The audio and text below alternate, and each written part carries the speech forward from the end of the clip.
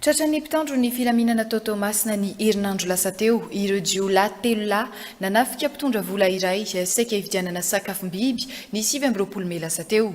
Amin'ireo jiolahy telo tratra dia miaramila ny iray.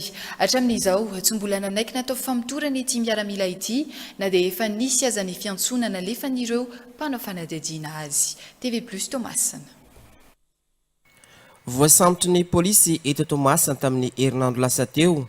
Ireo olona telo ahina fananao ny fanafina sy namono mpitondra kalesy saika anatitra vola mitentina folo tapitrisa ariary tamin'ny mpivarotra sakafona biby iray ankaiky ny hôpitaly kely tamin'ny 7 ny volana Mey lasa teo. Nitondra fitaovam-piadiana mahery-vaika toy ny basy izy ireo nanao ny fanafina. Misa 4 izy ireo no tena voakasiky ny raha ity, telo lahy ary vehivavy ny iray. Miaramila avy amin'ny tafoka eto Tomasina ny iray amin'izy ireo raha nitatitra ny polisy nanao ny famotorana. Tsy nanaiky atao famotorana kosa ilay miaramila hatramin'izao na dia efa misy aza ny fiantsonana atao azy. Ny loharanom-baovao azo avy tamin'olona tsara sitrapoa dia nisy andiana olona mitampiadiana izay nanoroba sy nahafaty olona tamin'ny 29 Mey teo amin'ny Agrivette en face ny hôtely Flamboyant ary nisy ain'olona ray nafoya tamin'izay fanafiana zay.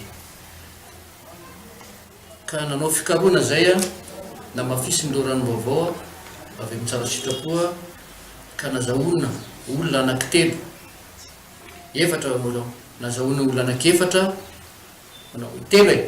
telo ka ny telo zany ao favoatazanao zay totra amin'ny fitsarana androany ihany misy olona anankiray zay nizana ihany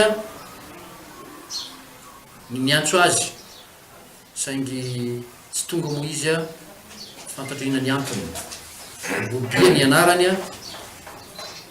zay hatramin'izao aloha zany tsy nirejoindre raha ty aminay ny olona kopetraka amin'ny fitsarana ny fanenjehana azy.